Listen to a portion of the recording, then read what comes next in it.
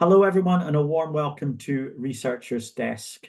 Today with us we have Astrid Nilsson Lewis from Oxfam, Sweden.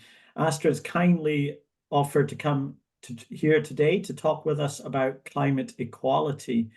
Astrid, you're super welcome to Researcher's Desk. Thank you for being here.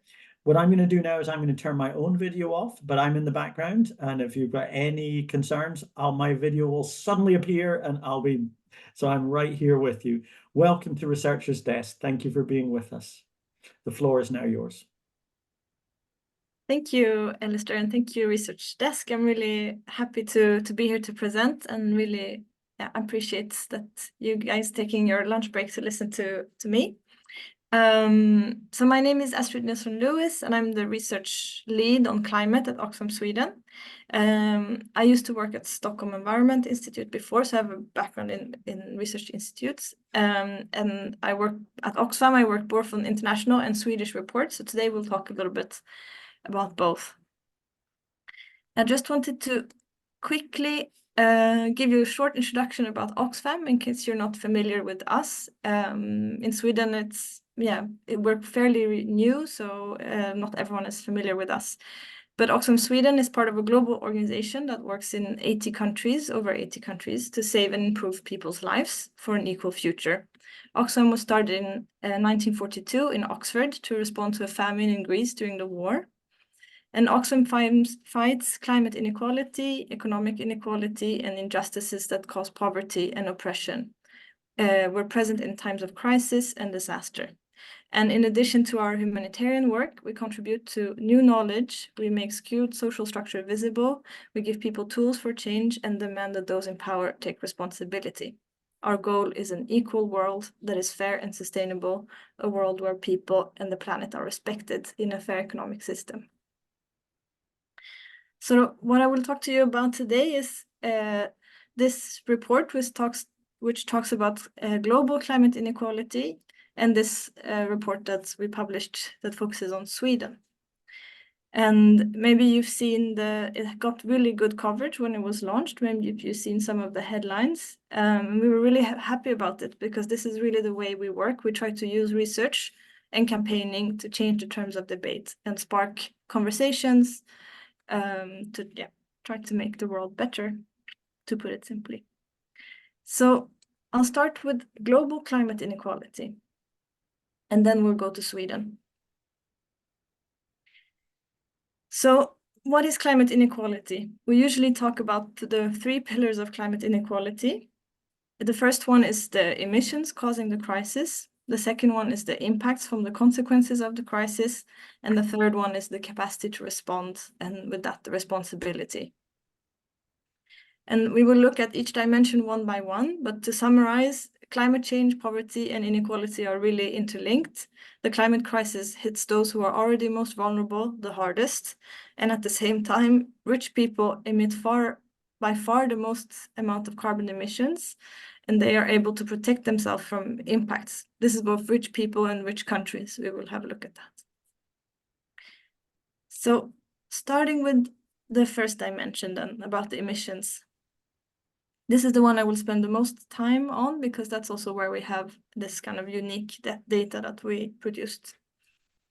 So I'm sure you know, now it's quite well known that countries have historical emissions, and some countries have emitted much more CO2 than others. And this is basically rich industrialized countries. On this graph, you can see that the United States stands for a quarter of historical emissions, even though they represent less than 5% of the world population. And the EU is 1/5 of all historical emissions, even though it represents about also 5% of the world's population. So carbon inequality that Oxfam works with is showing that rich people emit more than poor people, because countries is only one way to look at it, but even within countries, there is very big differences. And I will start with just a few definitions and explanations. I know some of you guys work with research and really want to know also what's behind the numbers. So carbon inequality is the difference in contribution of different demographic classification, so income, group, gender, and race, etc., on consumption-based emissions. And consumption-based emissions is all the territorial emissions of a country, plus the emissions through what we import, minus the emissions from what we export. And so far, SEI's research, so this data was developed by SEI and then, in collaboration with Oxfam. And that research has only looked at carbon inequality through the lens of income groups. And income is a good marker of other social injustices because, and that's where there is really good data. But we know that other social injustices correlate a lot with income. So we mean that this is a way to see carbon inequality in a broader way than just income. But basically the way we do it is that we collect all the consumption emissions for every country, and then we allocate those emissions to people based on the income distribution in that country. Then for each country, this is compiled, so we also get the global results. And we also include in the calculations an emissions floor and an emissions ceiling. And the floor is basically, even if you have no income, you have a certain consumption and you also use the state services and so on to some extent. So your emissions still, they're not zero, there is still emissions. And then the floor is with this idea that it can't go to infinite. And that was really difficult to decide on what the ceiling, the top part, what that should be. So right now it's 300 tons of CO2 per person, which we know is very conservative. We know that there is people out there that emit more than that. But so all of this is compiled together and using different future scenarios for emissions, and that gives us carbon inequality, both historical but also projected. And all this data is publicly available on emissions-inequality.org. And if you want to play with it, you can have a look there. So here are the key results and key stats that we published last year. We found that the richest 1% were responsible for 16% of global consumption emissions in 2019. And that's the same amount as 2/3 of the world population, the 2/3 poorest, like if you start from the bottom. We also found that the richest 10% accounted for half of global consumption emissions in 2019. And since 1990, the richest 1% have used up twice as much carbon budget as the poorest half of humanity. And this is a graph presenting basically the results that I just told you. This is quite a famous graph. We call it the champagne glass. And basically it goes, if you take it from the bottom to the top, so green to red, you see that the bottom half of humanity is responsible for 8% of global emissions. Then you have the middle 40 that are responsible for 43%, and then the richest 10%, which are responsible for 50% of emissions. And within that, you have the richest 1%. And I want to say here that, so again, this is based on income, so wealth is not included. And this is because methodologically, it's really difficult to include wealth without having double counting issues. So we're not able to show that, there is even bigger inequality if you would account for wealth. And this is all for 2019, which is the most recent data point that we have in the data. And another way to look at it is to look at emissions per person, so per capita emissions. So this graph is basically the same data as previously, but divided per person. So in order, you can see first the bottom 50%, middle 40%, top 10, top 1, and top 0.1. And the top 0.1 are part of the top 1, and the top 1 are part of the top 10, just to be clear. And the three different staples for each group show the emissions in 1990, and then the emissions in 2019, and then the projected emissions in 2030. So you can see a little bit historically how it's changed, and also where we are headed based on current national promises. This has been developed using the NDCs, the nationally determined contributions. And the little dotted line at the bottom is the level where we need to be in 2030 to stay within 1.5 degrees of warming. And that is 2.8 tons CO2 per person. So what you can see is that the bottom 50% of humanity is underneath that and will stay underneath. Whereas, and similar for the middle 40%, they're slightly above right now, twice, but yeah, they will reduce and be around that limit. And then you have the top 10 that are 9 times higher, the top 1 27 times higher, and the top 0.1 that are 77 times higher. And again, these calculations are quite conservative at the top. And also, yeah, this 2.8 limit, it doesn't account any historical responsibility or fair share, which would entail that the ones that have emitted a lot and that have high capacity to reduce their emissions should reduce their emissions faster. So in theory, the absolute richest, they should go down faster and to lower than 2.8. So you see that this is a really challenging path for the richest. But you also see how severe the inequality is. And we see that the growth of the last, since 1990 has not served at lifting people out of poverty, but it has served the increased consumption of the richest.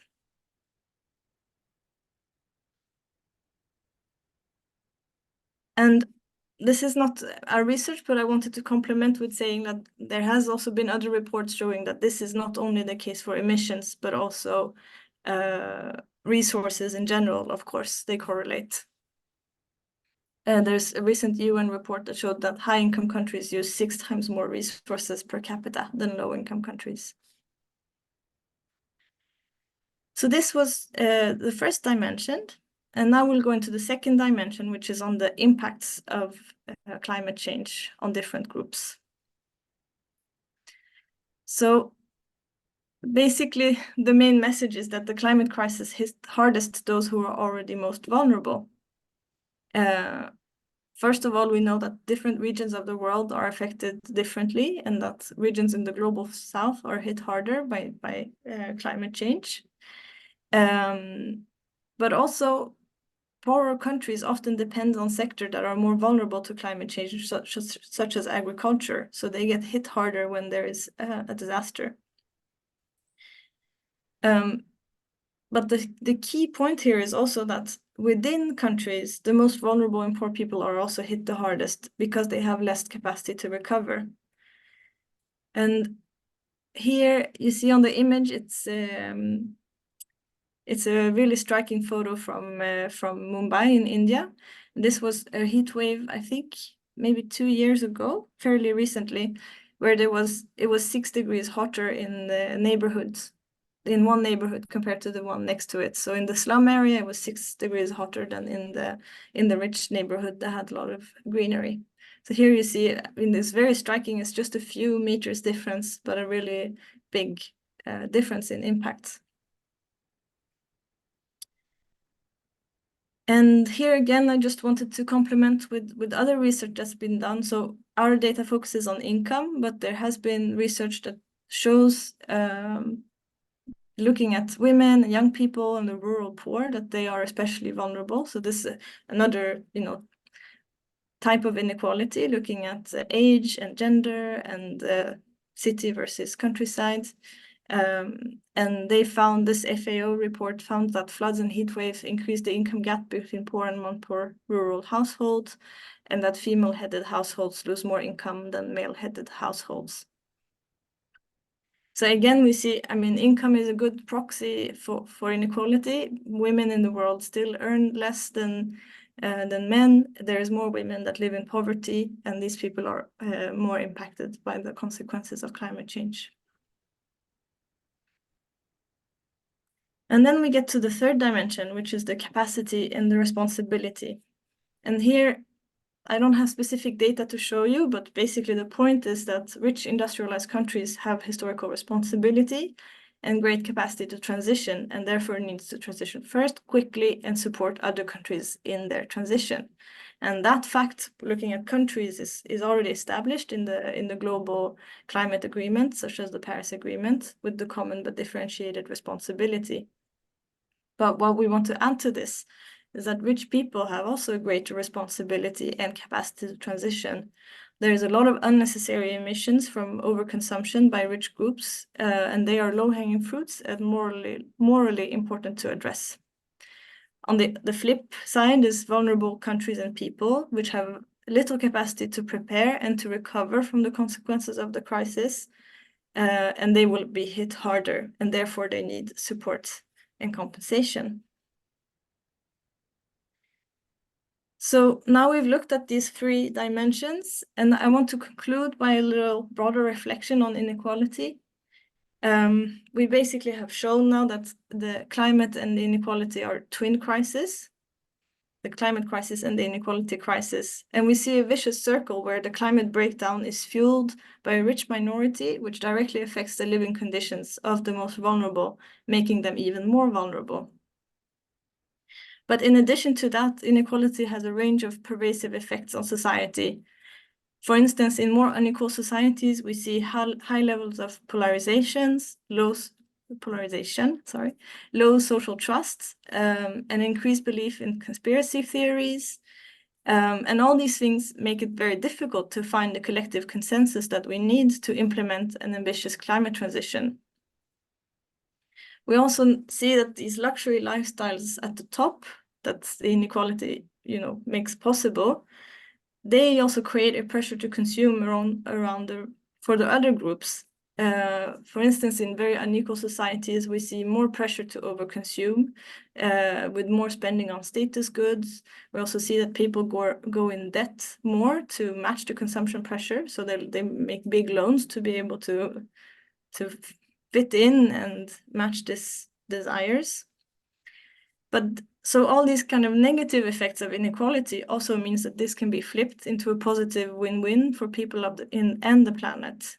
We mean that more equal societies can really be a central piece of the puzzle to manage to do a just transition, which would also facilitate having more equal societies. On top of what these negative aspects of inequality that I just presented, we also know that more equal societies are better at collectively managing risk and face the impacts of crisis. On top of this, I would just argue that greater equality is also morally just, and it really can boost the transition.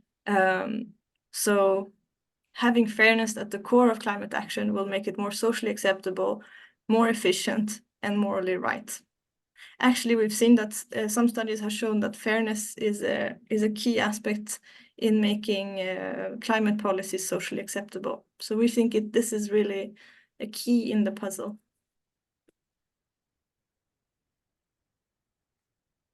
And now I want to turn to Sweden. It's not going to be as long, but basically I'm just going to present the data that we have for Sweden. And I think the key point here is that with the data that SEI has done, we've also done some statistical analysis, and we can see that within country inequalities, carbon inequalities is higher than between countries. So there's bigger differences between income groups of a country than between countries. And here is the graphs for the consumption-based emissions in Sweden from 1990 to 2019. And I'm mostly going to speak about the last data point, which is 2019. But basically, the richest 1% emit 6% of consumption-based emissions in 2019, and they emit 42 tons of CO2 per person per year. And this is 10 times as much as a person from the poorest 50% of Swedes, which together emits 32% of consumption-based emissions in Sweden. Yes, and then you can see the richest 10% emit 22% of consumption-based emissions. And as you see, all the emissions have gone down, but we will see how different it's been for different income groups. So just very quickly, this is the same data, but consumption-based emissions per person, so per capita emissions. You see the richest, in the order, you start with the poorest 50%, middle 40%, richest 10%, and richest 1%. And you can see then the richest 1% emit approximately 10 times more than the poorest 50%. And I will continue working with this graph. You'll see this is the same data in green. And then we've added here 1990 in light blue. So you can see how it's evolved during this time period. And basically, as I said, all the income groups, all the emissions in Sweden have gone down. So all the income groups have reduced their emissions. But what's interesting finding is that we see that the lower income groups have reduced more in relative difference than the richest groups. And if we look forward, so this time in green is the same data for 2019, and in purple is the projected emissions in 2030 based on our current NDC, the nationally determined contribution. And Sweden's NDC is part of EU's NDC, so it's not so specific on Swedish policy, but it's more where the EU is headed. We see that emissions will go down, but not enough. Here again, the red line that's at the bottom is the same kind of target that I had put in previously that we discussed. So that's the level we need to be in 2030. And what you see is that the richest groups have a long way to go. The richest 10% have to reduce their emissions by 82%, and the richest 1% have to reduce their emissions by 93%. Just very quickly to put this back into the global context. So here is a graph for different groups. I'll just describe them in order, but the first bar is the poorest 50% in the world, what they emit per person. The second in purple is this 2.8 goal. And then you have the average for the world, the average for a Swedish citizen, the average for someone in the richest 10% in Sweden, and finally someone from the richest 1% in Sweden. So this is their emissions per year. So this is the full picture, and I just have a few closing slides. I hope I still have a few minutes, but I just wanted to share a little bit of our recommendations and our thinking based on this. So this is a non-exhaustive list, but basically at Oxfam Sweden, we're advocating that Sweden has a climate action plan that ensures that Sweden takes its responsibility to limit emissions. And we think that this should include consumption-based emissions. Currently, we only focus on territorial emissions. We also want Sweden to deliver on climate finance pledges to countries with widespread poverty, in particular vulnerability to climate change. So this is in particular in the loss and damage fund. We also advocate for different types of green taxes, wealth taxes, and taxes on extraordinary profits to basically fundraise for the transition and take from the top to support the transition of everyone, and particularly those for whom it's harder to transition. We also propose a progressive tax on particularly emission-intensive goods, and here again we could progressively redistribute the revenues. We also think we should, invest in sectors that promote prosperity and equitable transition, and divest or limit economic growth in sectors that harm the climate. It's pretty straightforward, but still. Another fun example, I think, is banning advertisement of carbon-intensive products in public spaces. So this is some ideas of solutions to what I present.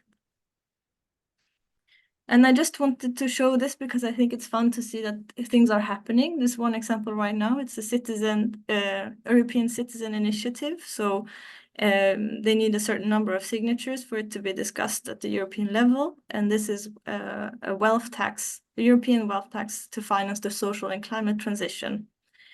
That's going on right now. So if you agree with it, you can go in and have a look and support the initiative. But beyond that, oh, sorry, I see I missed spell well-being. I think there is a broader point about this current economic model, dominant model, that's the root of today's economic inequality and climate crisis. It's a model that works on constant growth, which in turn requires consumption to continue to increase. And it's a model that prioritizes profits for a few over a sustainable future for a majority of people and generation. Right now, we see poverty and carbon emissions on the rise, so it's not serving the purpose that we need it to serve. And we know that individual choices and new technologies are not going to be sufficient to achieve the reductions that we need. So we need something much more profound. And this donut economy model that you see on the screen, it was actually developed by Kate Raworth when she was at Oxfam many years ago, 10 years ago. And I think now Oxfam wants also to look into, okay, well, so what is the vision? What do we mean? What is this space between the social foundation and the ecological ceiling where we want to be? That is an economy that is focused on well-being and that is not focused on GDP. So this is more to come, but I think it really lays the foundation of, I mean, what we've discussed today problematizes really strongly the issue, and now we want to move more towards the vision and the alternative. So this is it for me. And maybe I should stop sharing my screen. It's okay. Thank you very much indeed, Astrid, for an absolutely brilliant presentation.